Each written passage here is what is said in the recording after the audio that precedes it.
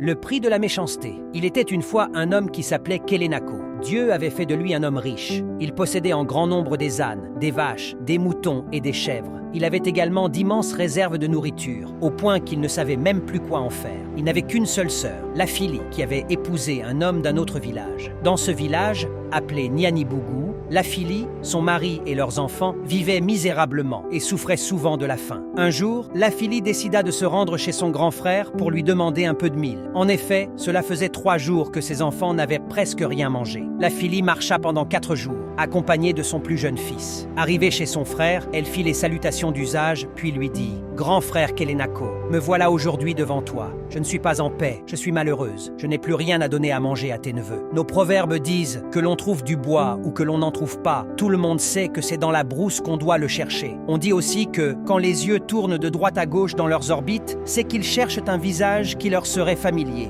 Notre grand-père disait enfin que mieux vaut se faire tuer par sa propre vache que par celle d'autrui. Je suis venu pour te demander un peu de mil. » À ces mots, les yeux de Kelenako rougirent comme du sang. Il répondit « Lafili, tu es venu ici, c'est normal. Tu as des problèmes, c'est certain. Quant aux miens, je ne peux même pas les raconter. Je n'ai chez moi aucun grain de mil, si petit soit-il. La nuit passée, nous nous sommes couchés sans rien manger. Il ne faut pas m'en vouloir, mais je ne peux vraiment rien pour toi. Il ne faut même plus traîner par ici. Lève-toi vite et retourne chez toi, avant que le soleil ne se couche. » Le cœur triste, Lafili retourna sur ses pas en compagnie de son enfant. Immédiatement après son départ, Kelenako se leva et éclata de rire. Il rit beaucoup, il rit tellement qu'il en pleura. Il s'approcha de ses greniers de mil et s'exclama « Hé, moi Kelenako, que je suis heureux. 1 grenier, 2 greniers, 3 greniers, 4 greniers, 5 greniers. Hé, impossible de tous les compter. Ils sont tous remplis de bons mil. Ce n'est à personne d'autre qu'à moi. Je suis béni. C'est là et ça ne finira jamais. Ma petite sœur est venue me demander du mil. Je lui ai juré n'avoir aucun grain chez moi. Je l'ai bien eu. C'est ça que j'aime faire. Être méchant avec les gens. Pour être vraiment méchant, il faut commencer par l'être sans réserve avec sa famille. Comme cela, on n'hésite même plus avec les autres. Pour se faire craindre par ses semblables, il ne faut vraiment pas hésiter à aller jusqu'à gifler un cadavre sous leurs yeux. Sur ces mots, Kelenako se faufila entre ses greniers en riant aux éclats. Tout en se promenant, il continua à faire l'éloge de la méchanceté. Soudain, il sentit une vive douleur à sa colonne vertébrale. Il eut l'impression que son corps s'étirait petit à petit. Horrifié, il constata que ses membres inférieurs s'allongeaient. Tout son corps se mit à le faire souffrir et la douleur devint vite insupportable. Il poussa un hurlement et toute sa famille accourut vers lui.